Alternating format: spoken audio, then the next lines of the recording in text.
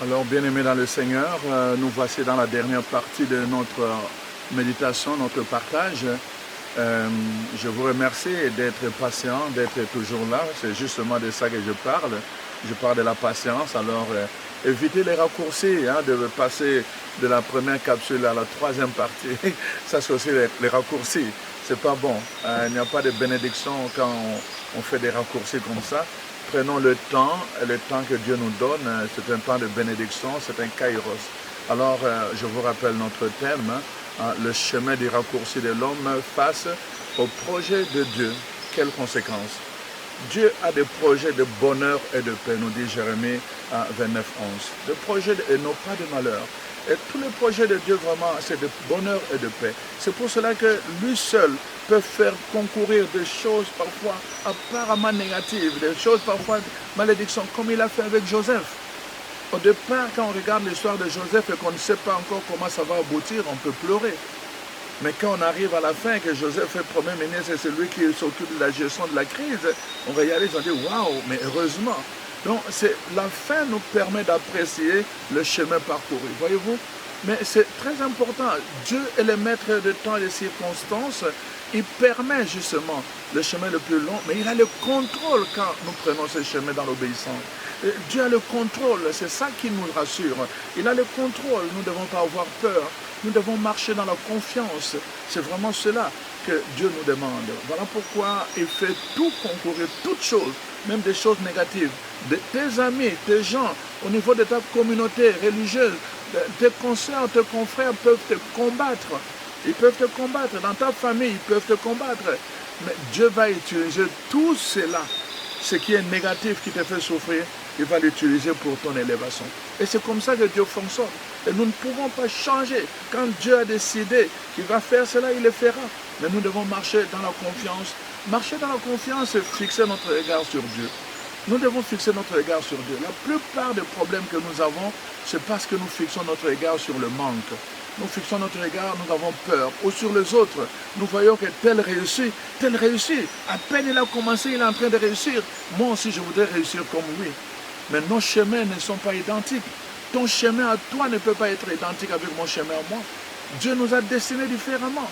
Selon depuis le sein maternel, selon l'intelligence qu'il a donnée à chacun de nous, selon la force, la santé qu'il a donnée à chacun, il a tracé des chemins différents. Tu ne peux pas te comparer à l'autre parce qu'il a réussi après 2 ans et toi après 3 ans rien ne marche et tu te dis bon, moi aussi je vais chercher des solutions. Pourquoi lui a réussi avant et moi ça fait longtemps. Non, tu n'es pas lui, tu es toi. Ne fixe pas ton regard sur ton voisin, ne fixe pas ton regard sur ton confrère, ta consoeur, tel membre de ta famille, fixe ton regard sur ton Dieu. C'est pour cela que nous sommes venus dans ce lieu, pour découvrir le Créateur. Fixe ton regard sur Dieu. C'est ça en fait le succès. Ne fixe pas ton regard sur ton manque, ce qui te manque. Fixe ton regard sur celui qui est la solution et celui qui donne la solution. Donc voilà un peu le problème que je suis en train de relever ici. Donc voilà pourquoi quand nous comprenons il y a un temps pour toutes choses, nous devons faire attention. Ceux qui n'ont pas fait attention attirent le malheur. Voyez-vous dans l'histoire, n'est-ce pas, de Rebecca, quand elle est tombée enceinte, la femme de Jacob, Rebecca est tombée enceinte.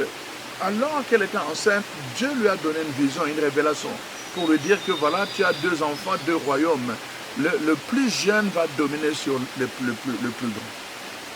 Dieu lui avait donné la révélation.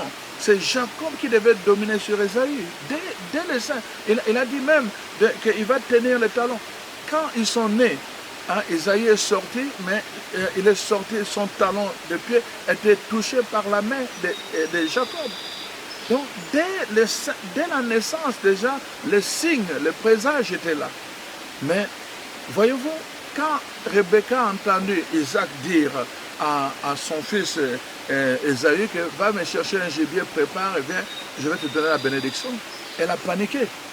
Elle a paniqué. Elle dit, mais non, il ne peut pas recevoir la bénédiction. La bénédiction est pour mon fils Jacob. Elle a dit, non, on va prendre les raccourcis. On va aider Dieu pour que la bénédiction vienne sur Joseph. Ce n'est pas ça que Dieu lui avait demandé. Dieu n'a pas besoin qu'on puisse l'aider comme ça. Alors, il a fait ce qu'il fallait, n'est-ce pas?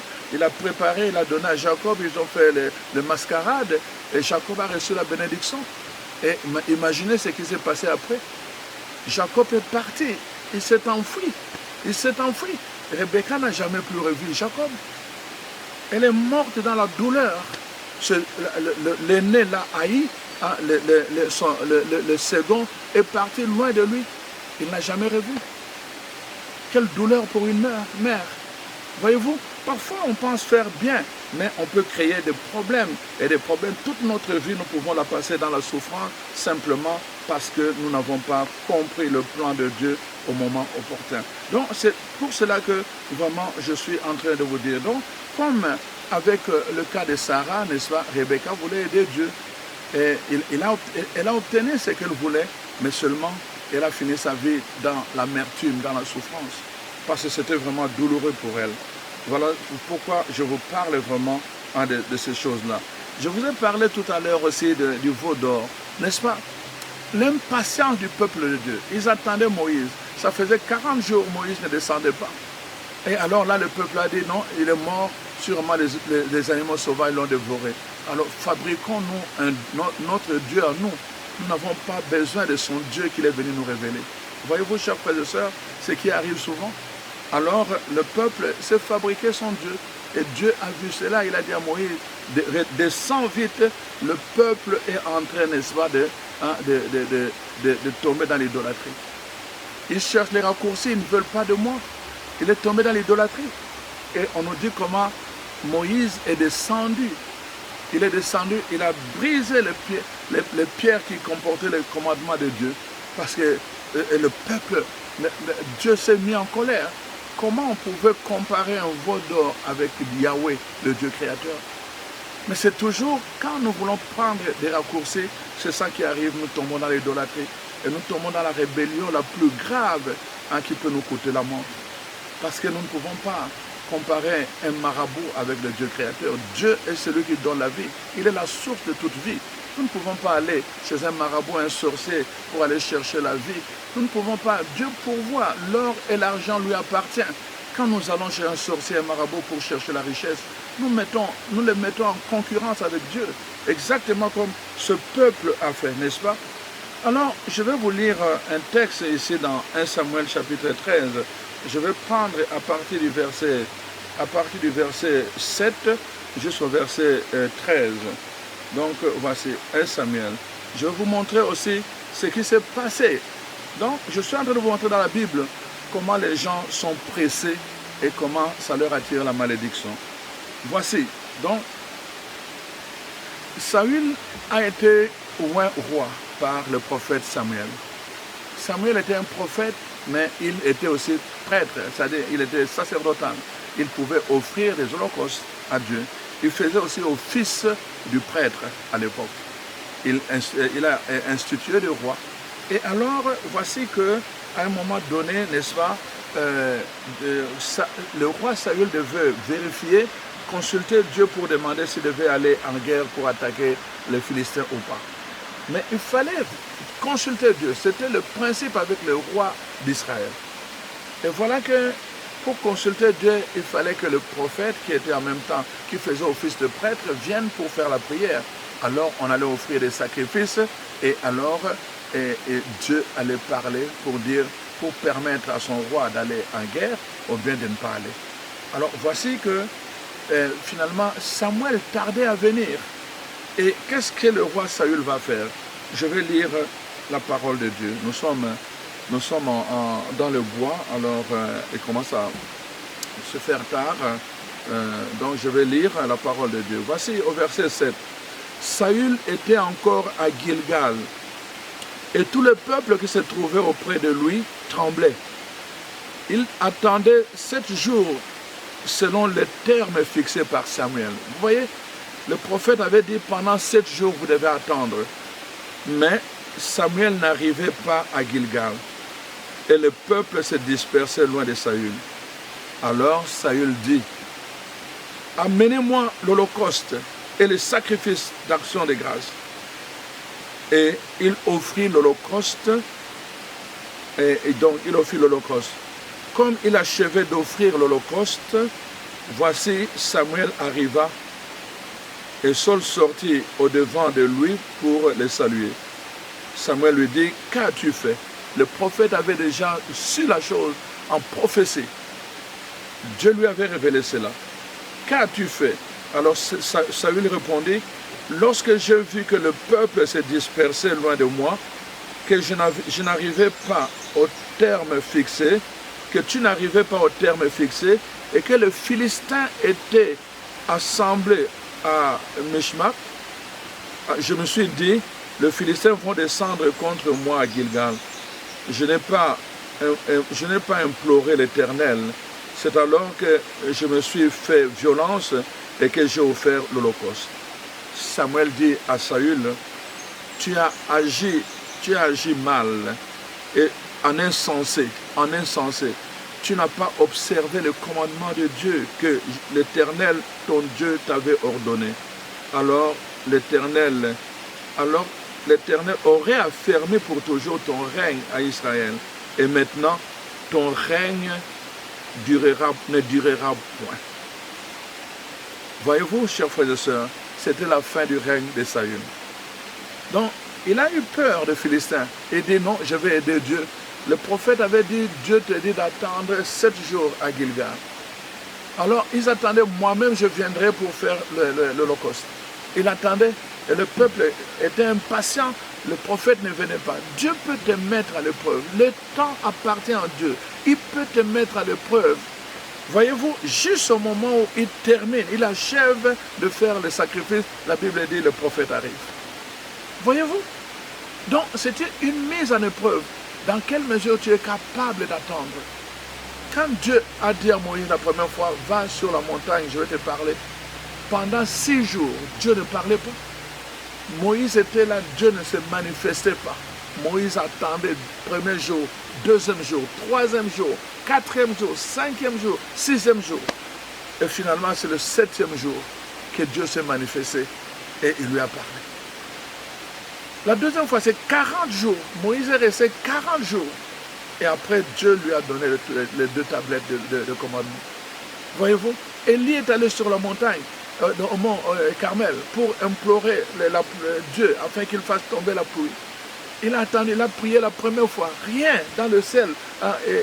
Géasi répondait, il n'y a rien dans le ciel. La deuxième fois, aucun nuage. Troisième fois, 4, jusqu'à la 7e fois, que finalement, quelques nuages ont commencé à se rassembler.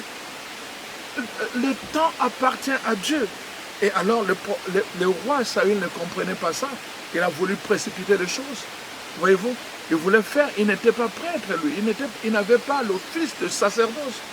Mais il a fait ce qui revenait au prêtre, ce qui revenait à Samuel. Et la conséquence, c'est quoi? Dieu l'a rejeté. Dieu l'a rejeté comme roi. Oh, quel dommage, quel drame dans la vie de plusieurs personnes. Il y a des gens qui étaient destinés au pouvoir, qui ont été rejetés simplement parce qu'ils ont pris les raccourcis. Tu étais destiné au pouvoir, tu étais destiné à l'élévation, mais tu as voulu prendre des raccourcis. Dieu t'a rejeté, mon frère, ma soeur, et maintenant tu en veux en Dieu. Tu en veux à tout le monde, tu critiques, tu jalouses les gens. Mais pourquoi tu as pris les raccourcis? Tu as enfanté Ismaël, mon frère, ma soeur. Voyez-vous, ce n'est pas une question. Dieu a établi des principes dans la parole de Dieu. Quand nous marchons selon le principe de la parole de Dieu, nous allons voir la gloire de Dieu dans notre vie. C'est pour cela que cette parole a été mise par écrit, pour nous aider, n'est-ce pas, à marcher selon la pensée de Dieu lui-même, et non pas selon notre pensée à nous. Alors donc, je suis en train de vous montrer toutes ces choses pour que vous puissiez comprendre comment Dieu fonctionne, chers frères et sœurs, comment Dieu fonctionne. C'est pour cela que nous avons besoin vraiment de comprendre les principes de Dieu dans la parole de Dieu. Donc, plusieurs échecs dans la vie de plusieurs enfants de Dieu et dans leur marche chrétienne sont dus à la précipitation. Il y a plusieurs personnes, comme je vous disais, qui étaient des princes qui marchent à pied et des esclaves sont sur le cheval à leur place. Il y a plusieurs personnes qui étaient très intelligentes, qui devaient occuper des postes élevés, qui sont dans l'abaissement. Et maintenant, des insensés occupent leur poste, simplement parce qu'ils n'ont pas suivi la voie de Dieu, la voie que Dieu a tracée pour eux. Alors, chers frères et sœurs, que faut-il faire maintenant? Dans le livre des Lamentations, chapitre 3, versets 21 à 26, la parole de Dieu nous invite à attendre dans le silence et dans la confiance en les secours du Seigneur. Attendre dans le silence et dans la confiance, c'est vraiment sans murmure et sans plainte. C'est très très important parce que nous avons besoin de cela. Nous avons entendu comment le peuple de Dieu avait murmuré et comment Dieu l'avait puni. Ils ont vu la terre promise, mais ils ne sont pas entrés. Il faut attendre patiemment les recours de Dieu, les recours qui viennent de Dieu. Il a préparé, comme dit la parole, il a préparé un Isaac pour chacun de nous. Il y a un Isaac pour toi. Si tu n'attends pas patiemment, n'est-ce pas? Si tu n'attends pas patiemment, tu vas aller chercher les raccourcis et tu auras un Ismaël. Ce n'est pas ce que Dieu a préparé pour toi. Dieu a préparé un Isaac pour toi, mais tu dois marcher selon le plan de Dieu. Il y a un Isaac qui est préparé pour toi. Pourquoi, n'est-ce pas, tu dois faire attention? Et pourquoi tu dois vraiment marcher dans la patience? Pourquoi, comme le dit la parole de Dieu, tu dois attendre de Dieu? Parce qu'il est fidèle. Un des attributs de Dieu, c'est qu'il est fidèle. Donc, quand nous chantons, nous le disons, quand je vous ai dit dans la prière de Shabbat, quand vous avez l'occasion, commencez à dire, à chanter les attributs de Dieu pour le louer, hein, n'est-ce pas? Donc, tu es fidèle, Yahweh, tu es fidèle, hein, n'est-ce pas? Tu es fidèle, parce que Dieu est fidèle. Il est fidèle à ses promesses. Nous pouvons lui faire confiance et nous pouvons attendre de lui, n'est-ce pas, hein, ce qu'il a promis pour nous. Voyez-vous, il est fidèle. Il a fallu 25 ans pour que Isaac vienne. Et la parole de Dieu nous dit, n'est-ce pas, dans le livre de Romains 4, et n'est-ce pas, même le livre de Hébreux, Abraham a cru. Il a cru en cette promesse, même si ça tardait à venir, Abraham a cru. Et justement, Dieu l'a déclaré, n'est-ce pas, le Père de la foi. Il lui a rendu la justice, un homme juste. Voyez-vous? Donc, Dieu est fidèle à sa promesse, même si ça tarde à venir. Dieu n'est pas un homme, un fils d'homme pour mentir. Même si ça tarde à venir, nous devons apprendre à lui faire confiance, n'est-ce pas? Donc, nous ne pouvons pas soumettre Dieu à nos plannings, à nous les humains. Nous ne pouvons pas soumettre Dieu à nos plannings. Nous devons au contraire nous conformer, n'est-ce pas, à son planning. Et ce que j'aime dans Romains 4, 18 à 21, c'est l'expression qui est dite que Abraham espérant contre toute espérance. C'est-à-dire sur le plan humain, il n'y avait plus rien à espérer. Mais Abraham a continué à espérer contre toute espérance. Vraiment, je prie Dieu que vous soyez de ces gens-là qui apprennent à espérer contre toute espérance. Même si du point de vue humain, vous avez l'impression qu'il n'y a plus rien à sauver. Continuez à espérer contre toute espérance, comme dit la parole de Dieu. N'est-ce pas? Notre attend l'Éternel. Il est notre secours, nous dit le psaume 33. N'est-ce pas? Notre âme attend le Seigneur. Il est notre secours et nous devons vraiment l'attendre. C'est pour cela que nous sommes là. Nous devons l'attendre. N'est-ce pas? Alors, mon message donc était celui-là, la patience. Pourquoi plusieurs personnes perdent patience et pourquoi ils choisissent le chemin du raccourci? Je vous ai dit, premièrement, parce que leur regard est fixé sur leur manque. Quand ton regard est toujours fixé sur ce que tu n'as pas, tu vas être tenté. Tu vas être tenté. Le raccourci, c'est le chemin de ceux qui sont tentés. C'est le chemin de la tentation. Je vous ai dit, deuxièmement, que quand votre regard est fixé sur les autres, tu vois que les autres ont réussi tout autour et tu te dis, moi, je n'ai pas réussi, pourquoi? Et tu vas être aussi tenté à chercher des solutions qui viennent de toi, de tes propres forces, de ton intelligence et qui ne seront pas les solutions de Dieu. Alors, je vous ai dit que c'est très important que la plupart des cas aussi, la cause du raccourci, c'est parce que les gens sont impatients. Si tu n'as pas la patience est une vertu, c'est un fruit du Saint-Esprit. Il faut la demander. Il faut la demander. La patience produit la persévérance. Quand tu as la patience, tu seras persévérant. La patience est un fruit du Saint-Esprit. Il faut la demander. Quand tu as demandé la patience, le Seigneur va te donner. Dans le mot patience, pati signifie souffrir. Il y a une souffrance. Tu souffres parce que les choses ne vont pas à ton rythme. J'ai des amis français qui sont allés à Compostelle et ils me disaient sur le chemin de Compostelle, et les gens marchent, ils sont nombreux les gens qui marchent. Mais à un moment donné, qu'est-ce qui arrive, n'est-ce pas? Sa femme marchait lentement. Lui marchait vite, il s'était beaucoup entraîné. Et alors, à certains moments, il avançait et puis il se retournait. Vous voyez que sa femme était vraiment très loin. Il devait s'arrêter pour l'attendre. Mais imaginez-vous que vous êtes dans un rythme de marche et que tu t'arrêtes, c'est vraiment dangereux. Mais il devait souffrir de s'arrêter. Et à certains moments, il devait marcher au rythme de sa femme et non pas à son rythme à lui. Voyez-vous? Il devait marcher au rythme de sa femme. On souffre dans la patience parce qu'on ne marche pas à son rythme. On souffre dans la patience parce qu'il faut marcher dans le rythme de l'autre. C'est vraiment le rythme de Dieu. Et c'est ça, en fait. Les gens qui n'ont pas la patience, qui ne veulent pas souffrir en faisant confiance au Seigneur, alors ils choisissent le chemin. Ils les raccourcissent. Et comme je vous dis, ça c'est la cause, mais les raccourcis ont des conséquences. Je vous ai montré le conséquent d'Adam et Ève. Ils ont été chassés du jardin d'Éden, n'est-ce pas? Ils ont été chassés de la face de Dieu. Aujourd'hui, nous, les enfants d'Adam et Ève, nous faisons ça pour plusieurs personnes me disent, je ne sais pas comment me concentrer, je ne sais pas comment garder silence pour prier Dieu, je ne sais pas comment prier Dieu. Les gens de misère à prier Dieu, alors qu'au début c'était facile parce que Dieu se manifestait. Voyez-vous la conséquence jusqu'à aujourd'hui? Donc c'est très important vraiment de marcher dans l'obéissance, dans le temps de Dieu. Je vous ai montré, n'est-ce pas, la conséquence avec Jacob, Rebecca. Voyez-vous, il a voulu précipiter les choses. Cette femme a passé le reste de sa vie dans l'amertume. Ses deux enfants sont allés loin de lui. Et Esaü ne voulait plus rien savoir. Il est allé marier d'ailleurs une femme dans le camp de Amélécites, des gens qui ne devaient pas, qui étaient en contradiction. Dieu avait marqué un interdit sur ce peuple-là. Mais il est allé marier les gens de Canaan. Voyez-vous? Donc c'était vraiment, et la parole de Dieu nous dit, ils ont souffert, Isaac a souffert, n'est-ce pas? Et Rebecca aussi a souffert. Et il est allé loin, n'est-ce pas? Et il voulait tuer son frère. Et sa mère savait qu'il voulait tuer son frère. Il a dit à son frère, à son fils, il dit, va-t'en loin d'ici, ton frère veut te tuer. Voyez-vous comment une mère a terminé sa vie dans la souffrance? Il n'a même pas vu le visage de son fils qui était parti, qui a marié, qui a eu des enfants. Il n'a pas vu. Voyez-vous?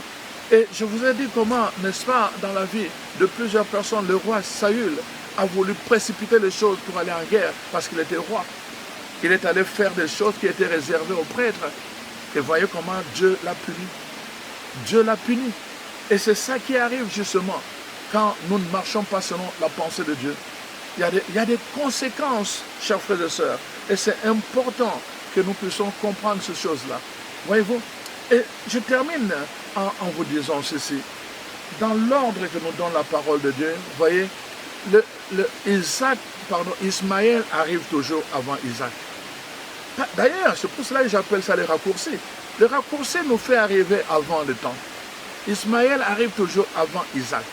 Voyez-vous? Donc, Adam et Ève, Dieu a dit, je vous ai créé à mon image et à ma ressemblance. Avec le temps, ils vont développer toutes ces choses-là. Dieu les préparait progressivement. Satan est venu, n'est-ce pas? Ils ont pris les raccourcis. Ils sont arrivés avant. La punition s'en est suivie. Ismaël arrive avant et il entraîne la malédiction dans la vie des gens. Et c'est pour cela que faites attention, chers frères et sœurs. Il y a des choses, vous allez crier délivrance, ceci, cela. Ça ne vient pas du démon, ça ne vient pas de démons. Mais parfois, ça vient de vous-même. Parce que vous avez pris les raccourcis et vous n'avez pas suivi la voie de Dieu. Voyez-vous? C'est pour cela que vous voyez, plusieurs personnes souffrent dans leur vie, dans leur travail, dans leur mariage, dans leur famille. Pourquoi? Parce qu'ils ont été chercher des solutions qui n'étaient pas la voie de Dieu. Les raccourcis est dangereux sur le plan spirituel. C'est bon dans notre monde meilleur. moderne, pardon. C'est bon. Dans notre monde moderne, c'est bon. On est pressé, bien sûr. Je me rappelle quand j'allais à l'université comme étudiant, j'étais frappé par ce fait-là que je prenais l'autobus et quand j'étais dans l'autobus, je passais au centre Rideau, qui est un centre commercial, et je voyais des gens bien habillés avec des valises en main, en train de manger en marchant. Je me posais tout le temps la question, je dis, mais ils n'ont pas le temps de s'asseoir pour manger, pour leur propre bien. Je ne comprenais pas. Juste au moment où j'ai commencé à travailler moi-même, il m'arrive combien de fois d'être dans la voiture en train de conduire et en train de manger. Voyez-vous? Et on est tous pressés. Donc, les raccourcis, c'est bon, c'est un bon acquis dans le monde moderne, mais c'est dangereux dans le monde spirituel. Voilà pourquoi j'ai attiré votre attention là-dessus, pour que vraiment vous ne tombiez pas au piège du raccourci. C'est très facile. Ismaël arrive toujours avant, mais il entraîne des conséquences fâcheuses dans la vie des enfants de Dieu. Alors faites attention, ne faites pas comme Adam et Ève, ne faites pas comme Rebecca, ne faites vraiment pas comme le roi Saül. Quand vous faites ça, ne faites pas non plus comme le peuple de Dieu dans le désert qui s'est fabriqué un veau d'or parce que Dieu n'était plus là et parce que l'homme de Dieu n'était plus là avec eux. Il y a des conséquences fâcheuses, mon frère, ma soeur. Voilà pourquoi je vous ai partagé ces choses. Alors, je prie Dieu en ce lieu vraiment que notre Dieu vraiment vous localise, que notre Dieu vraiment libère son esprit et que vraiment l'esprit vous affecte et qu'il affecte votre vie afin que vous puissiez expérimenter cette grâce qu'on appelle la patience. Cette grâce qui est la patience. Vous voyez, les gros arbres prennent beaucoup de temps avant de sortir. De gros arbres prennent beaucoup de temps avant de devenir de gros arbres. Les arbres qu'on utilise de bois noir et tout le reste que tout le monde va couper dans les forêts d'Amazon là. C'est des arbres qui ont pris des années et des années pour se constituer. La patience, la nature nous apprend la patience. Je vois ici cet arbre, remarquez le nombre d'années pour en arriver là. À côté de moi, vous ne voyez pas, il y a des roches, des rochers, je veux dire. Des rochers qui sont là stables. Pendant des années, ça s'est constitué. Ça prend du temps. Ça prend de la patience. La patience va avec le temps. Dieu est le maître des temps et des circonstances. Alors, je prie ce Dieu-là. Éternel Dieu, Dieu d'Abraham, d'Isaac, de Jacob, Père de notre Seigneur Jésus-Christ. Tu es le maître des temps et des circonstances. Je te bénis, Père, pour tes enfants. Parce que tu es merveilleux. Tu veux que tes enfants accèdent à la connaissance de la vérité et soient sauvés. Tu veux qu'ils puissent expérimenter la puissance de la grâce que tu as mise à leur portée. Je te prie, Père, de visiter tes enfants qui ont suivi cet enseignement et tous ceux qui vont suivre cet enseignement. Oh Seigneur, je sais que parmi eux, il y en a plusieurs qui vivent dans la souffrance, dans la frustration, qui vivent dans le découragement, dans la dépression, parce que leur vie n'a pas vraiment été alignée dans le plan de bonheur et de paix que tu as préparé pour eux. Mais Seigneur, tu es le Dieu plein de miséricorde. Tu ne nous condamnes jamais pour toujours. Tu nous donnes encore une deuxième chance. Je te prie pour que ce message suscite dans le cœur de tes enfants cette démarche de se lever et de revenir à toi en te demandant pardon. Pour eux, je demande ta miséricorde, Seigneur. Couvre-les de ta miséricorde, Seigneur. Oh Seigneur, que ton esprit parle encore à travers ce message pour toucher leur cœur, qu'ils se rappellent où ils sont tombés, qu'ils se rappellent dans leur vie qu'est-ce qui a été l'Ismaël qu'ils ont engendré, qu'ils se rappellent dans leur vie quel est le chemin raccourci qu'ils ont pris et qu'ils le confessent devant toi, Seigneur. Manifeste-leur ta miséricorde et fais des choses nouvelles dans leur vie. Père, je te rends grâce parce que tu nous crées encore. Tu nous fais sortir du vieil Adam pour nous créer comme de nouvelles créatures. Alors, je te bénis que ton Esprit Saint affermisse tes enfants. Donne à ce peuple, Seigneur, que tu es en train de constituer comme une armée de conquérants. Donne-leur, Seigneur, cette grâce qui s'appelle la patience et la persévérance, le fruit de ton esprit. Qu'il en soit ainsi au nom de Jésus-Christ. Amen. Alors, chers frères et sœurs, soyez bénis là où vous êtes. Nous nous voyons bientôt dans la semaine prochaine pour d'autres capsules. Alors, je reviens sur ce que je n'ai pas dit au début. Ne prenez plus jamais le chemin du raccourci. Première partie, deuxième partie et troisième partie dans chaque capsule. Ne sautez pas de la première partie à la troisième partie. Ça, c'est aussi un raccourci. Voyez-vous, maintenant vous devez commencer à mettre cela en pratique. C'est comme ça que Dieu va vous bénir. Alors n'oubliez pas de liker et n'oubliez pas de partager le lien avec d'autres personnes. Merci, soyez bénis.